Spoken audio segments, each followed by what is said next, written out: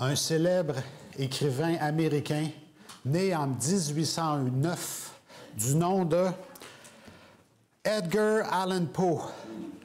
Une personne qui écrit des romans, des livres, écrit beaucoup de choses, c'est un classique américain. Un jour, il a écrit une histoire, un récit qu'il a publié. Et ça s'appelle le récit d'Arthur Gordon Pym de Nantucket. C'est un récit, un petit livre qu'il a vendu. Et c'est l'histoire d'un équipage de 4 hommes qui ont fait naufrage et qui se perdent en mer sans nourriture et sans eau. Et pour faire une histoire courte, je ne veux pas raconter toute l'histoire ce matin, l'équipe décide qu'elle doit se tourner vers le cannibalisme pour survivre dans le canot. Et l'équipe tire à la courte paille pour décider qui sera sacrifié pour que les autres puissent survivre. Le personnage choisi et ensuite mangé s'appelait Richard Parker, Richard Parker. 40 ans plus tard, imaginez-vous, en 1884, un véritable navire américain est parti de New York, a fait naufrage dans le Pacifique et l'un des compagnons, également nommé Richard Parker, est tombé malade après avoir bu de l'eau de mer. Le reste de l'équipage, pour survivre, a décidé en désespoir de cause de tuer et de manger Richard, M. Parker, avant qu'il ne soit trop contaminé par la maladie. Les hommes restants ont survécu, mais accusés de meurtre à leur retour sur Terre. Alors, ce que je vous dis, c'est un fait vécu. Quelle est la probabilité qu'une coïncidence comme celle-là se produise? À mon sens, à moi, c'est impossible. Edgar Allan Poe a vu cet événement 40 ans d'avance.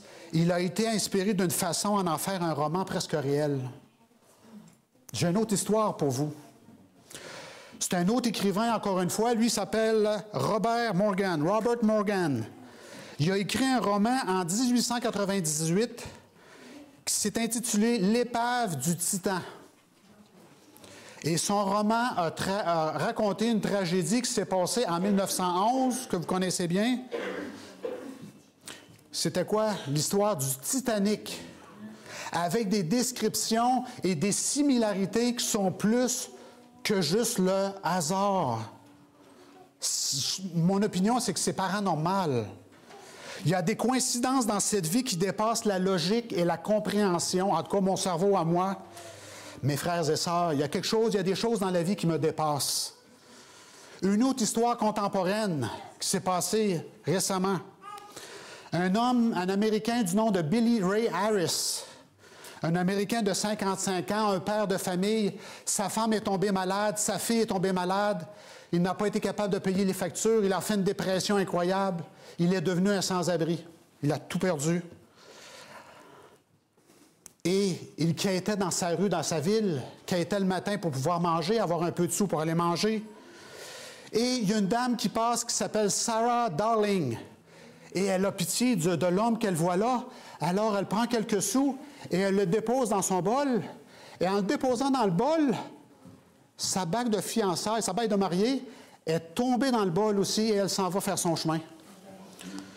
Alors, Billy Ray, vous comprenez, à la fin de la journée, probablement sur l'heure du dîner, il s'en va pour aller manger. Il ramasse les sous, il voit une bague. Alors, il s'en va au pawn shop, au brocanteur, pour voir comment il peut finir sa journée. Le brocanteur lui dit, ça vaut 4 000 $, monsieur. 4 000 $. Savez-vous qu'est-ce qu'il fait avec? Au lieu de l'échanger, changer sa vie, il dit, la personne qui a donné de l'argent pour moi a eu pitié de moi.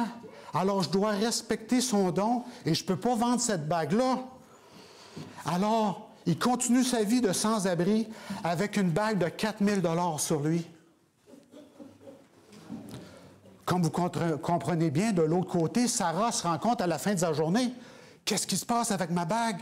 Oh, c'est sûrement le sans-abri, j'ai donné de l'argent. Oui, j'ai donné de l'argent à ma main gauche. Et là, il cherche le sans-abri. Éventuellement, il finit par le trouver. Elle lui dit, par hasard, monsieur, auriez-vous ma bague de mariée? Alors, Billy Ray prend sa bague, il la redonne. Et là, il réfléchit à ça. Merci beaucoup. Mais là, il réfléchit à ça. Billy Ray, c'est pas normal ce que vous avez fait. C'est pas normal. Et là, Sarah comprend l'amour et le respect que Billy Ray a eu pour le don qui a été donné. Le respect profond de Billy Ray envers l'humanité et une étrangère qui est passée. Alors, Sarah Darling, elle réfléchit pour savoir quoi lui donner en retour. Alors, elle et son mari décident de faire un GoFundMe sur l'Internet, les réseaux sociaux. Elle fait un GoFundMe, elle raconte l'histoire et à quel point elle a été touchée par ce témoignage-là de Billy Ray Harris. Et le couple s'est dit, bien, si on récolte peut-être 200 $, on le donnera à Billy Ray, puis ça fera une récompense pour lui, pour la bague de 4 000 $. Mais croyez-le ou non, c'est devenu viral. Billy Ray a récolté presque 200 000 $ américains. Il est allé, la première chose, il est allé retrouver sa famille, sa fille, sa femme, payer ses dettes, recommencer sa vie. Et ça a changé sa vie pour toujours. Ecclésiaste, chapitre 11, verset 1 dit, « Jette ton pain à la surface des eaux, et car avec le temps, tu le retrouveras. Donne-en une part à 7 et même à 8, car tu ne sais pas quel malheur peut arriver sur la terre. » Ce verset-là est beaucoup plus profond qu'il le dit en réalité, à mon opinion. Alors, dans cette vie, les coïncidences ne sont pas toujours des coïncidences. C'est la conclusion avec laquelle j'arrive. Il y a une main invisible qui dirige les choses pour le bien et qui révèle des choses à qui veut l'entendre, comme avertissement. Alors, ce matin, j'aimerais qu'on puisse aller dans la parole de Dieu et qu'on puisse étudier des coïncidences étranges qui arrivent, mais qui ne sont pas du tout des coïncidences. Et nous allons étudier rapidement, en 3 points, 3 leçons, la vie du jeune Joseph. Car l'histoire de Joseph peut nous encourager dans notre lutte de tous les jours. Amen.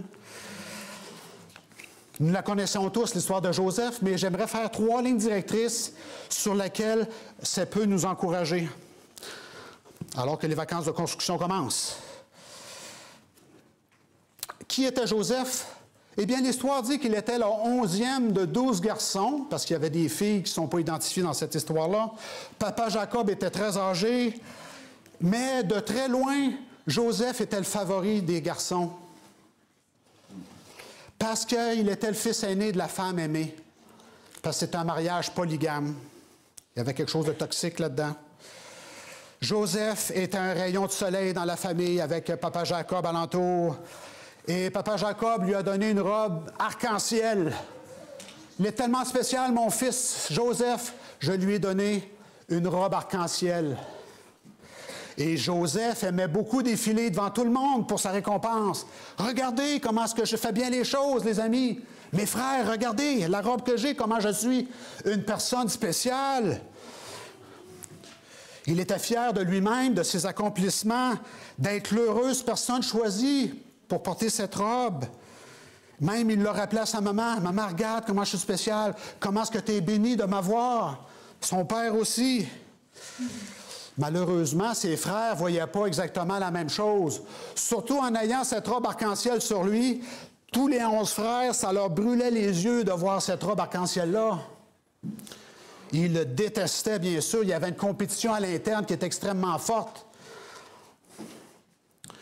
Un jour, Papa Jacob, il dit à Joseph, « Va donc voir les bêtises que tes frères sont en train de faire à l'autre bout du comté, là, avec les animaux. » Alors la Bible nous dit que Joseph est allé voir ses frères, ça a pris quelques journées. Et là, quand ils l'ont vu, ils ont vu la robe de couleur de très, très loin. Il y a des frères qui ont dit, c'est le moment, débarrassons-nous de lui, on est tannés de le voir. Mais là, Ruben a dit, ben non, c'est notre petit frère, là.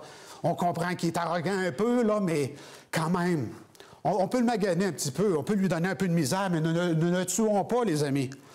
Alors là, ils l'ont mis dans un trou, ils l'ont mis dans un puits, en pensant quoi faire avec. Ils lui ont enlevé cette robe-là qui brûlait les yeux, comme on disait.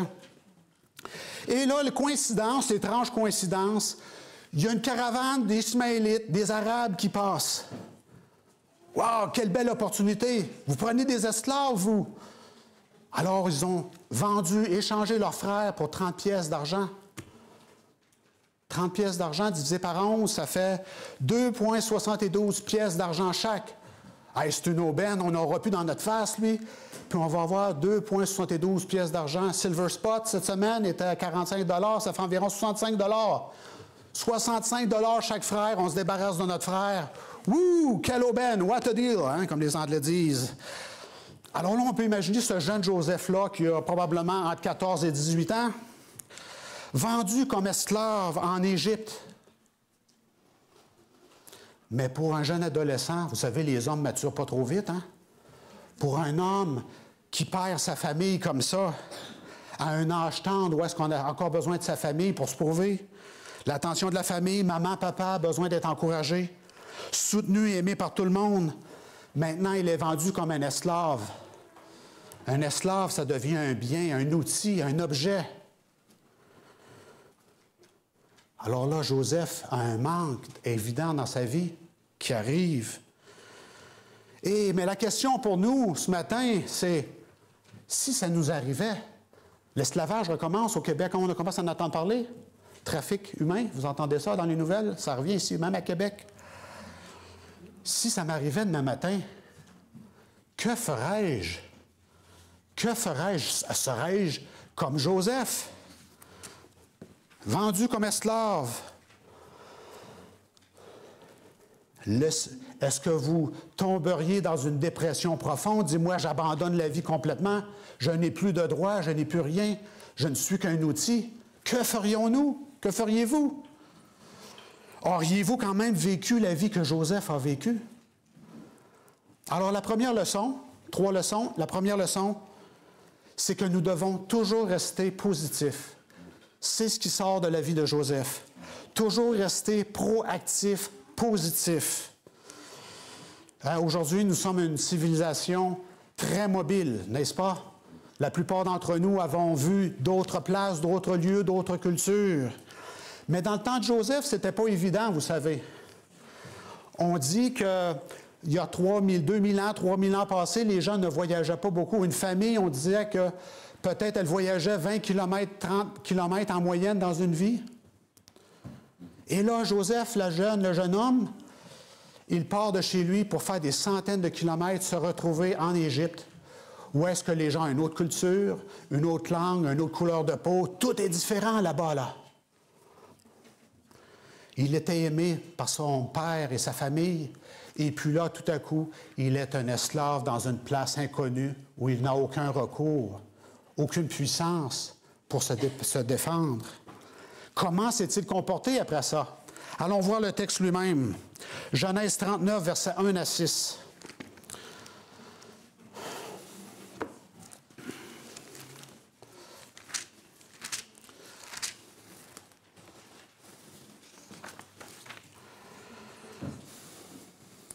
Genèse 39, 1 à 6.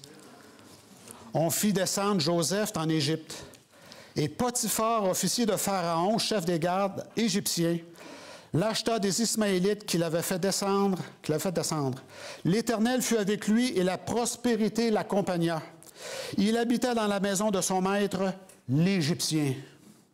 Son maître vit que l'Éternel était avec lui et que l'Éternel faisait prospérer entre ses mains tout ce qu'il entreprenait. Joseph trouva grâce aux yeux de son maître, qui l'employa à son service, l'établit sur sa maison et lui confia tout ce qu'il possédait. Dès que Potiphar l'eut établi sur sa maison et sur tout ce qu'il possédait, l'Éternel bénit la maison de l'Égyptien à cause de Joseph. Et la bénédiction de l'Éternel fut sur tout ce qui lui appartenait, soit la maison, soit au champ. Il abandonna aux mains de Joseph tout ce qui lui appartenait, et il n'avait pas d'autre soin que celui que de prendre sa nourriture. Joseph était un jeune homme fiable. Il a travaillé dans la maison de son maître, et il y avait différents types d'esclaves, et lui, il s'est distingué très rapidement en étant un esclave qui travaillait à l'intérieur. Il ne travaillait pas à la chaleur du soleil. Et le texte nous dit que l'Éternel était avec Joseph. Qu'est-ce que ça veut dire, ça, l'Éternel était avec Joseph? Ben, je suppose que, parce que Joseph était avec l'Éternel, il s'est approprié le Seigneur. Seigneur, tu es avec moi. Joseph s'est dit qu'il allait rester fiable. Vous savez, Joseph aurait pu trouver des excuses puis dire « Moi, cet Égyptien-là, ce sale Égyptien-là, je le déteste. Il me traite comme un objet, je vais faire le minimum pour lui. Quand il ne me regardera pas, je ne vais faire rien.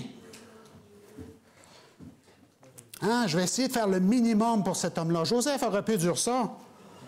Mais non, Joseph a fait absolument l'opposé. Quand Potiphar était au loin, il ne regardait pas. Joseph continuait la même qualité du travail parce que l'Éternel était avec lui. Alors Potiphar a tout laissé entre ses mains. Pourquoi Potiphar a-t-il risqué ça? Parce que Joseph était un homme très fiable, un jeune homme très fiable. Il était responsable, il faisait tout ce qu'il était supposé de faire, et plus, et même plus. Parce que la Bible dit que tout ce que Potiphar a fait avec Joseph en charge a prospéré. Ouh! Nous, les adventistes, on n'aime pas le mot prospérer, hein? Le contexte parle de l'évangile de la prospérité. Il y a un petit contexte ici qui parle de l'évangile de la prospérité. Tout ce que Joseph faisait, prospérité. Parce que Joseph a décidé de donner à son maître. Il a décidé d'être fiable en toutes circonstances. Et c'est gros, pensez-y. Maintenant, après avoir parlé de cet évangile spécial-là, on a un contraste dans le fil d'histoire. Plus loin dans l'histoire, Joseph a été mis en prison. Qu'est-ce qui s'est passé en prison? Ce n'est pas une place de prospérité, la prison. Prison égyptienne, vous pensez aux sceptiques, ça se ressemble un peu. Mais qu'est-ce qui s'est passé alors dans les basseurs de cette prison-là? Chapitre 39, versets 20 à 23. Il prit Joseph et le mit dans la prison, dans le lieu où les prisonniers du roi étaient enfermés, et là il fut en prison. L'Éternel fut avec Joseph, et il étendit sur lui sa bonté. Il le mit en faveur aux yeux du chef de la prison. Et le chef de la prison plaça sous sa surveillance tous les prisonniers qui étaient dans la prison, et rien ne s'y faisait que par lui. Le chef de la prison ne prenait aucune connaissance de ce que Joseph avait en main, parce que l'Éternel était avec lui. Et l'Éternel donnait de la réussite à ce qu'il faisait.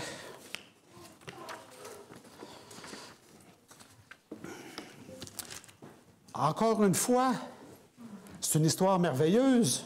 Et pour les jeunes qui sont avec nous, vous pourriez dire, eh bien, moi, ça m'intéresse de réussir comme Joseph.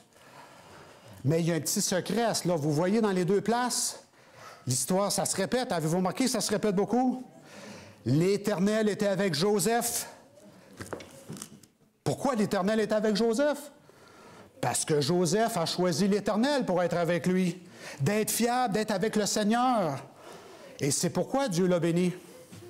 Même en prison, même dans les pires circonstances où est-ce que vos pieds sont extrêmement sales, vous pouvez réussir. C'est ce que le texte dit. On parle du mot de réussite ici. Vous savez, en général, les gens autour de nous sont très réactifs aux circonstances. Quand quelque chose arrive, on se dit « Ah, moi, je ne peux pas être heureux, je ne peux pas prospérer à cause des circonstances. Je ne peux pas prospérer à cause de ma famille. Je ne peux pas prospérer à cause de mon patron. » Et là, on trouve toutes sortes de raisons. Joseph avait toutes les raisons du monde de ne pas réussir. Il aurait pu dire « Moi, je ne peux pas prospérer. Regardez, je suis un outil, un objet. Je ne vaux rien, je suis un perdant. Personne ne m'aime, mes frères me détestent tous. Je suis un esclave. Je suis un prisonnier maintenant. Je suis dans le fond du fond. » Mais non, c'est pas ça que Joseph a fait. Tout ce que Joseph a fait, a touché, a prospéré, a réussi, même en prison, car Joseph était avec Dieu. Donc, il a changé les pires circonstances, les pires situations à son avantage. Hey, c'est fort, ça. C'est fort. Si vous allez chez Renaud Bré, il y a plusieurs livres qui sont là, et il y a un auteur qui s'appelle Stephen Covey. Et lui, il a écrit le livre « Les 7 habitudes des personnes très efficaces ». Et quand vous lisez son livre, la première habitude, Des gens efficaces, la première bonne habitude, c'est d'être proactif, être positif. Et voyez ce qu'il dit ici dans son livre. Notre comportement est fonction de nos décisions, pas de nos conditions. Nous pouvons subordonner les sentiments, les émotions aux valeurs. Là, il dit, regardez le mot responsabilité. Quelle est la définition du mot responsabilité? C'est la capacité de choisir votre réponse. Les personnes très proactives reconnaissent leurs responsabilités.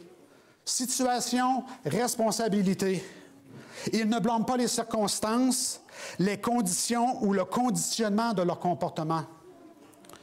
Le comportement est le produit de leur propre choix, basé sur des valeurs, plutôt que le produit de leurs conditions basées sur leurs émotions.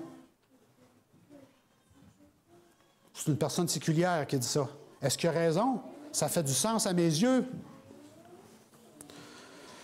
Joseph a fait cela. Il a choisi d'être ou de faire le meilleur dans n'importe quelle circonstance, donnée où qu'il soit. Peu un peu les coïncidences, le hasard, Joseph avait déjà pris ses décisions qu'il ferait. Et Dieu l'a béni à cause de cela. La deuxième leçon qu'on a pour nous aujourd'hui, c'est que vous pouvez résister à la tentation. Nous vivons dans une société qui est très facile, très agréable. Nous vivons dans une société où les gens se concentrent sur leurs émotions et leurs plaisirs. D'ailleurs, quand vous finissez votre secondaire 5, on vous encourage à aller faire le party de votre vie, à aller toucher tous les plaisirs que vous pouvez, mes amis, mes jeunes hommes, mes jeunes femmes. Allez-y. Dans tous vos loisirs, nourriture, drogue, promiscuité sexuelle, donnez-vous simplement vos sentiments. Profitez-en. C'est ce qu'on dit à nos jeunes ici dans la société. On vit à une époque aussi où est-ce qu'on dit que l'impureté sexuelle est tout à fait bien et normale. À l'extérieur, c'est ce qu'ils disent. Pourquoi attendre jusqu'au mariage si c'est consensuel? Fais ce que tu veux, tant que c'est consensuel, c'est correct. C'est la seule chose que la société regarde. Faites tout ce que vous voulez, ne restreignez pas votre corps. Amusez-vous, les amis. L'abstinence, c'est mauvais, c'est étrange, c'est weird. Soyez pas weird que la société vous dit. Pourquoi ne pas essayer? Tu as la vie devant toi. Mange tout ce que tu peux. Bois tout ce que tu peux. Fume tout ce que tu peux. Injecte-toi tout ce que tu peux. Gèle-toi la bine comme tu peux. Peu importe, ampute-toi aussi à tous les plaisirs. C'est ce que la société nous dit aujourd'hui. Donne-toi un peu de liberté, amuse-toi. Mais Genèse 39 à 42 dit quelque chose de complètement différent, mes frères et sœurs. Allons lire Genèse 39, versets 6 à 10. 6b, on va commencer à 6b. Pour essayer de mettre le contexte, essayer de comprendre qu'est-ce qui se passe dans cet environnement égyptien-là. Ça commence comme ça. Or, Joseph était beau de taille et beau de figure. Vous vous rappelez au début, c'était un petit arrogant, mais c'était un beau bonhomme aussi. Il avait tout pour lui, ce Joseph-là. Après ces choses, il arriva que la femme de son maître porta les yeux sur Joseph et dit, « Couche avec moi. » Joseph refusa et dit à la femme de son maître, « Voici, mon maître ne prend avec moi connaissance de rien dans la maison. Mon maître me fait confiance. Il a remis entre mes mains tout ce qui lui appartient. Il n'est pas plus grand que moi dans cette maison. Il ne m'a rien interdit, excepté toi, parce que tu es sa femme. Comment ferais-je un aussi grand mal et pécherais-je contre Dieu? » Et là, l'histoire, elle est continue, elle est continue, jour après jour. Quoiqu'elle parlât tous les jours à Joseph, il refusa de coucher auprès d'elle et d'être avec elle. Joseph est un bel homme, bâti, il avait tout pour lui. Et la femme de son maître l'a remarqué. Mais il s'est dit, regardez les mots qu'il a dit, « Comment ferais-je un aussi grand mal et pécherais-je contre elle, contre la femme de Potiphar? » Ses yeux sont où? Sont en haut dans la grande perspective, contre mon Dieu. Je ne peux pas faire ça contre mon Dieu. Et c'est pas juste une petite affaire de même, de passage, de 5 minutes. Ça nous dit bien qu'elle parla à Joseph à tous les jours. Joseph travaillait à l'intérieur et elle était là, puis Potiphar n'était pas là. Mettez-vous dans le contexte, là. Et ça se passe à tous les jours. Et Joseph doit travailler dans la maison. Puis là, j'imagine qu'il devait être au soleil. Là. Et, ouais, je ne peux pas aller dans la maison, ça va mal. Là. Mettez-vous dans le contexte. Essayez de réfléchir à ce qui se passe avec Joseph. Hein? Et pour les plus jeunes, c'est une histoire intéressante. Ça nous montre à quel point Joseph est un homme de principe. Parce que son comportement a changé, là. Il fuyait cette situation-là le plus qu'il pouvait. On peut s'imaginer que la femme de Potiphar, c'était la haute classe. Potiphar, c'était un homme de la haute classe, le numéro 3, le numéro 4 dans le gouvernement. Alors, il a choisi sa femme. On peut s'imaginer qu'elle était très jolie, très jeune, et elle travaillait juste à sa beauté. Essayez de comprendre ça aussi. Elle était évidente et disponible pour Joseph. Et elle est tombée un crush amoureux sur Joseph en plus, alors que le boss n'est pas là. Mais elle s'est aperçue que Joseph ne la désirait pas. Il la fuyait jusqu'au jour où ça l'a dérangé vraiment.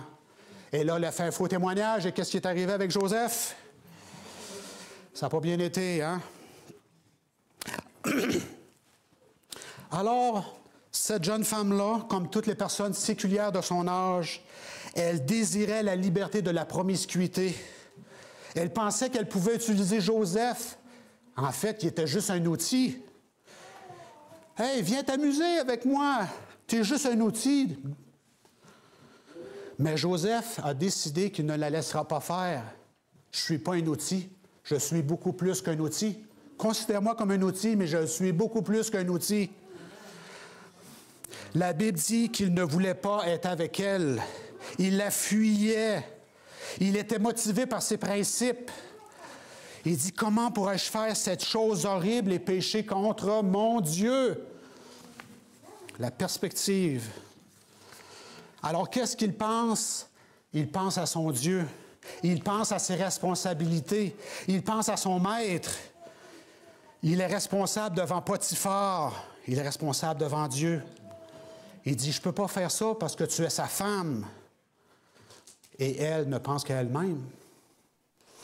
Des fois, on imagine, on lit l'histoire, puis on dit peut-être que Joseph, c'était un homme sec, un homme sans sentiment, un homme dur. Mais quand on lit son histoire, c'est un homme qui pleure, c'est un homme qui a des émotions, c'est un homme qui est normal. Il devait avoir des sentiments envers les femmes qui étaient normaux, vous savez, en bonne santé, tout était normal pour lui.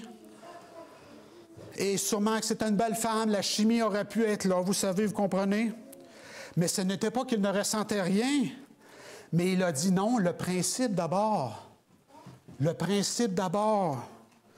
Il est allé à l'encontre de ses émotions qui pouvaient parler. Il est allé à l'encontre de ce que le diable voulait qu'il fasse. Il a dit non, je ne peux pas faire ce grand péché-là contre mon Dieu.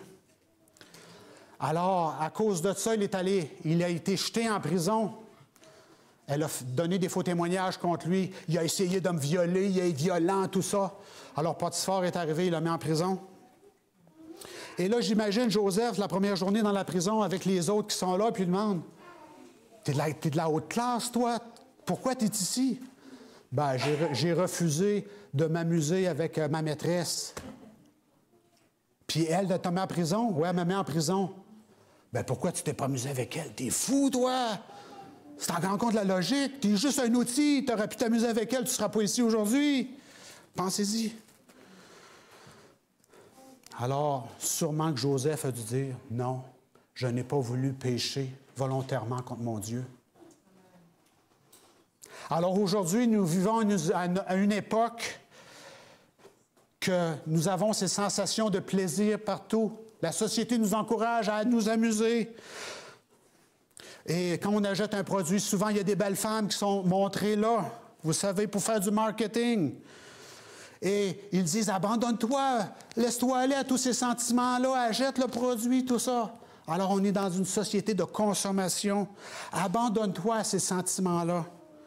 Mais Joseph a dit à ces sentiments-là, non, je peux résister. Pourquoi? Parce que Dieu est avec moi. et je suis capable de choisir ma propre réponse. Là où beaucoup de gens ont échoué, Joseph a résisté. Il est le modèle de pureté sexuelle pour la génération moderne.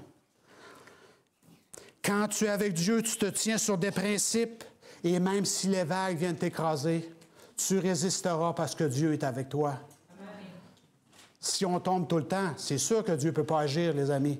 Mais si on est avec Dieu, peu importe les vagues vont arriver, le Seigneur va faire quelque chose pour nous. Vous pouvez dire non, c'est votre décision. Mais vous savez, cette décision-là doit être là avant que vous ne tombiez. C'est un élément important. Si vous attendez le moment de la tentation pour commencer à jongler avec la décision, qu'est-ce que je fais? Je vais rester à la maison aujourd'hui, je vais discuter avec elle, je vais manger avec elle. Si on commence à jongler, qu'est-ce qui va arriver? Tu vas tomber parce que tu joues avec ton principe. Les décisions, les principes doivent se prendre à l'avance, avant que les tentations arrivent. Vous vous rappelez l'histoire de Daniel à Babylone? C'était très clair avec lui.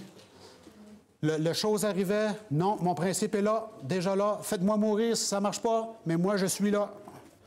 Il y a une expression qui dit, vous devez creuser le puits avant d'avoir soif.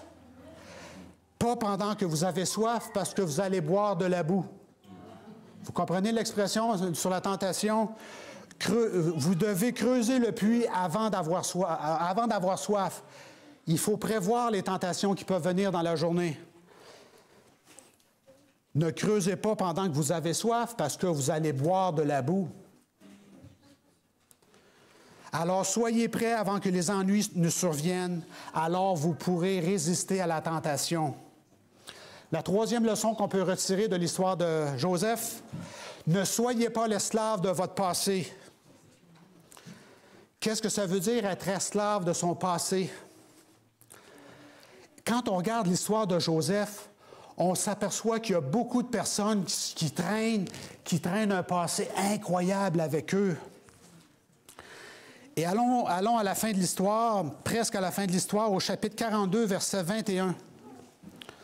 Genèse 42, verset 21.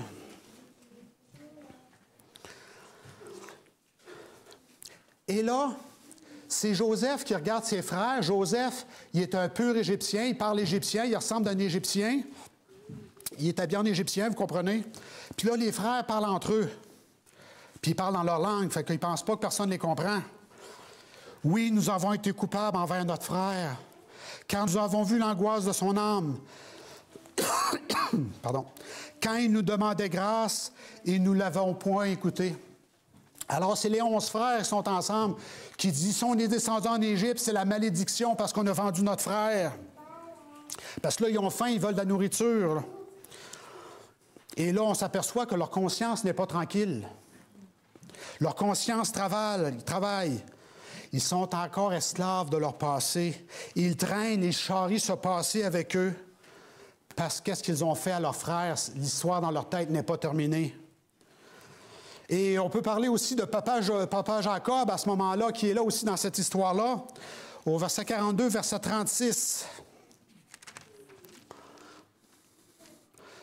Jacob, leur père, leur dit, il parle à ses 11 garçons, là, « Vous me privez de mes enfants. Joseph n'est plus, Siméon n'est plus, et là, vous me prendriez Benjamin? C'est sur moi que tout retombe. » Alors, écoutez-vous, qu'est-ce que Jacob est en train de dire? Tout retombe sur moi. C'est à cause de toutes vous autres que maintenant le problème est sur moi. Tout est contre moi. Et c'est une phrase qu'utilisent les gens qui sont toxiques habituellement. « Ah, tu as une discussion avec quelqu'un? Bah, c'est ça, c'est de ma faute. Hein? Tout tombe sur moi. » Les gens qui sont très réactifs utilisent ça, de blâmer les autres. Et c'est ce que Jacob fait contre ses fils. Et pourtant, Jacob, c'est un patriarche de la Bible, les amis. Mais on s'aperçoit que c'est un homme qui manque de beaucoup de maturité encore. Il n'est pas parfait encore. Et Jacob, il l'a eu dur. Hein? Vous connaissez l'histoire de Jacob? Le supplanteur, il l'a pas eu facile quand même. Mais il n'est pas encore mature. Alors, dans l'histoire, les frères se sentent coupables et ça résonne jusque chez le père, que le père n'est pas au courant de ces histoires-là. Alors, cette famille-là ne pouvait pas se débarrasser de son passé. Allons voir Genèse 42, verset 13, maintenant encore.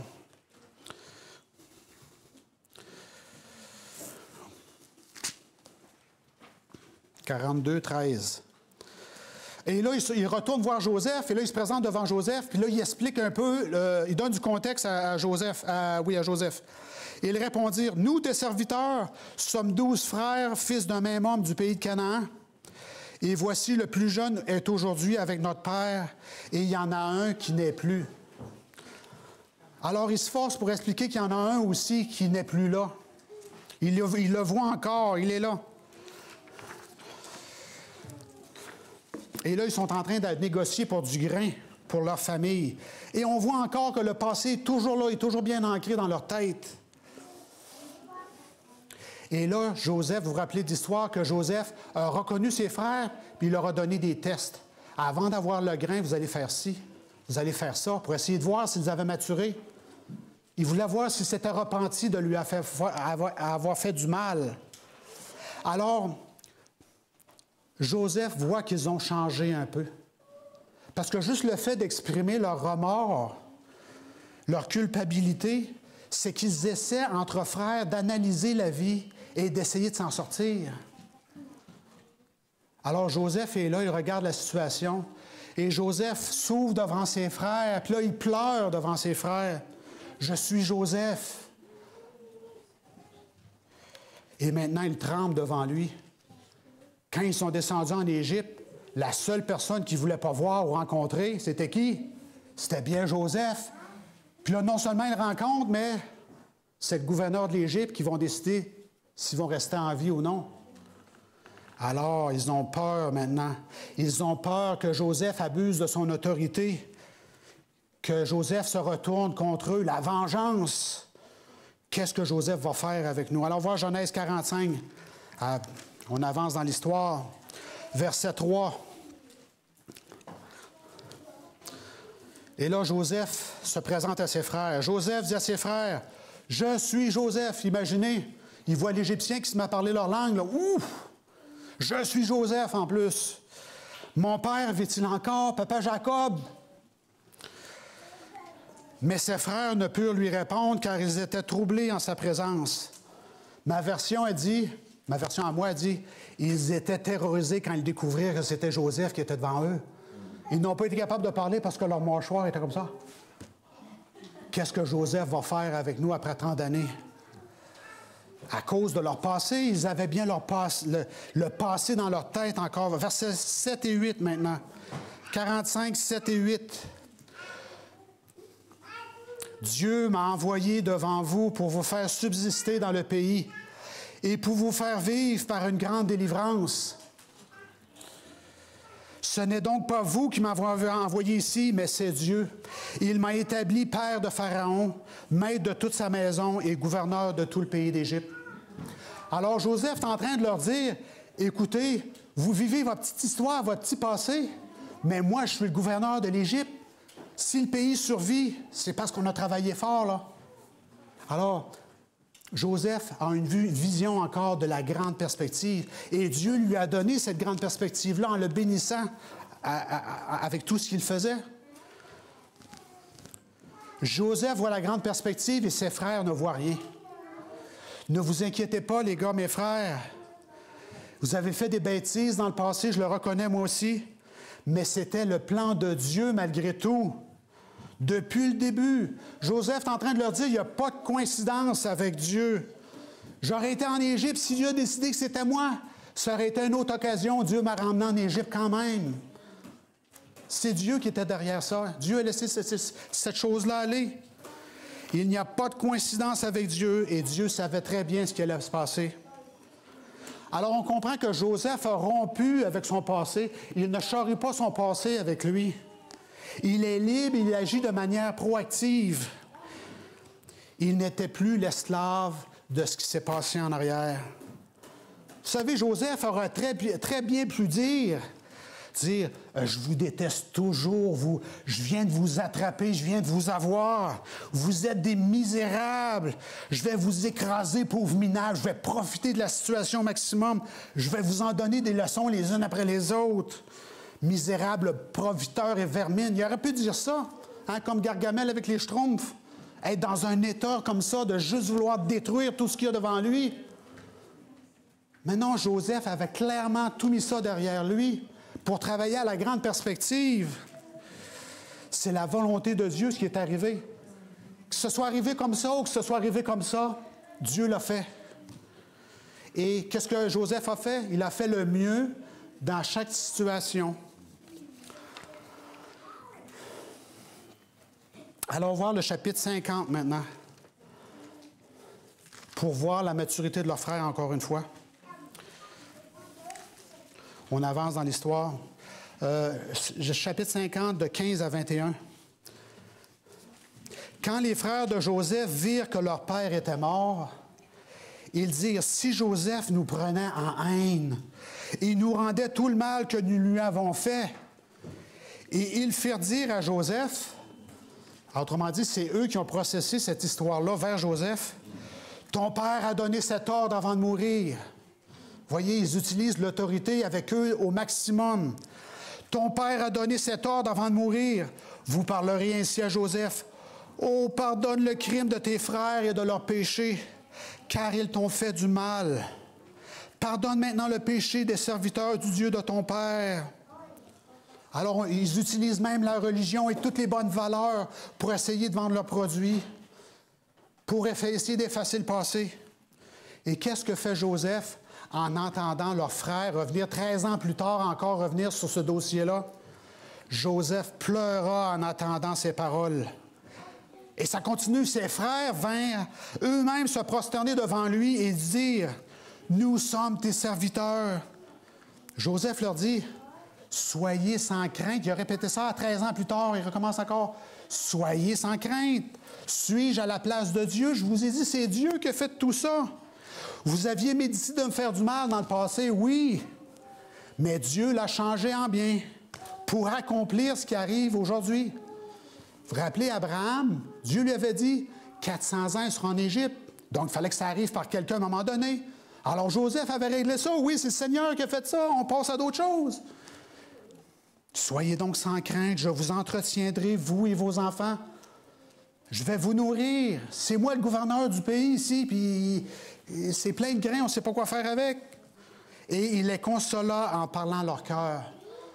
Alors Joseph, en parlant leur cœur, il a essayé d'élever le discours en leur disant, c'était la volonté de Dieu, les amis. Maintenant, vous êtes bien, la famille, la tribu est tout ici, tout va bien. Alors encore une fois, 13 ans plus tard, ils ont essayé de négocier avec Joseph pour essayer de régler le passé. Et Joseph a pleuré. Vous apprenez pas trop vite, les gars. Ils ont utilisé l'autorité de leur père, ils ont utilisé le nom de Dieu, de la religion pour essayer de vendre leurs produits. Ensuite, se sont jetés par terre encore une fois. Joseph leur dit, « Suis-je à la place de Dieu? Vous vouliez me faire du mal dans le passé, ça fait tellement longtemps, mais Dieu l'a changé pour du bien. Pour sauver notre tribu, oui, mais sauver probablement tous les pays environnants. Et l'Égypte aussi. » Quelle action proactive de Joseph. Joseph, c'est un gentleman, mes frères et sœurs. Ne vous inquiétez pas. Je sais pourquoi Dieu a fait cela. Les coïncidences de la vie n'étaient pas vraiment des coïncidences de la vie. Et on a fait ce qu'on a dû faire. Alors Joseph nous montre que nous pouvons être libres de notre passé. C'est souvent le passé qui influence notre comportement dans le présent. Nous sommes ce que nous sommes à cause de notre situation familiale, nous ne pouvons pas le nier. Mais ce n'est pas le cas forcément, parce que nous pouvons nous libérer du passé. Nous pouvons dire oui, ce qui est passé, c'est passé. Et maintenant, aujourd'hui, je vais faire un choix différent. Maintenant, je vais faire d'autres choses. Sinon, si on ne fait pas ça, qu'est-ce qu'on va faire? On va toujours regarder en arrière, regarder le passé. On va blâmer. nos parents, on va blâmer nos frères et sœurs. Oui, ils nous ont abusés, oui. L'autorité, on va blâmer l'autorité. On va blâmer tous les gens. J'ai grandi comme ça, donc je suis comme ça aujourd'hui, je reste comme ça. Nos haines passées, qu'est-ce qu'on va faire avec? Et je suis sûr que vous connaissez des gens comme ça. Je me rappelle, je travaillais à Montréal et je travaillais avec une personne qui, lui, dans sa vie, il y a un moment, quand il était jeune, il avait décidé de détester les gens, certaines personnes. Et il était rendu à 40 ans, il dit, moi, non, je déteste toujours ces gens-là. C'était les gens avec qui il travaillait, ses collègues de travail, il voulait tous les détester. Il avait eu ça à 4 ans, puis à 40 ans, il y avait encore ça. Mais Jésus nous dit, Jésus nous pardonne aujourd'hui. Laisse passer le passé. Vis ta nouvelle vie aujourd'hui.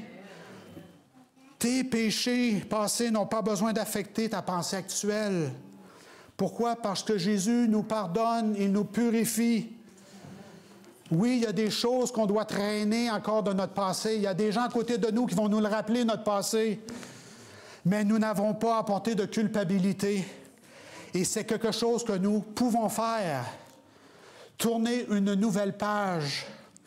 Nous pouvons vivre une vie pour être libres. C'est notre propre choix. Dieu nous dit, tu peux être libre. Joseph était devenu libre. Il ne pensait plus comme un esclave. Il ne vivait pas dans la psychologie de l'esclave. C'est un homme libre et nous pouvons apprendre de sa vie. Comment tirer le meilleur parti de l'endroit où vous êtes aujourd'hui? Nous ne sommes pas victimes de nos circonstances. Nous pouvons choisir d'être fidèles à Dieu. Et Dieu va nous être fidèles. Il va nous bénir où que nous soyons, afin que nous puissions choisir notre réaction et que nous puissions choisir notre attitude, et ça va faire la différence. Où que vous soyez, même si ça va extrêmement mal dans votre vie, ne dites pas « ce sont les circonstances en question qui dirigent la voie ». Non, je choisis comment je vais me comporter et Dieu est toujours là pour m'aider, me supporter, me bénir. Dieu va me montrer le chemin. Et j'ai une citation très intéressante, très profonde. Écoutez bien ce que ça dit. Peu de personnes comprennent l'influence des petites choses sur le développement du caractère. Comment développer son caractère? Peu de personnes comprennent l'influence des petites choses sur le développement du caractère. Rien de ce qui doit nous occuper n'est réellement petit. Il n'y a pas de petites choses dans votre vie. Les circonstances variées que nous traversons de jour en jour ont pour but de mettre notre fidélité à l'épreuve et de nous qualifier pour des situations plus élevées. Coïncidence, coïncidence? Non, Dieu est là pour former mon caractère, parce qu'il me veut au ciel.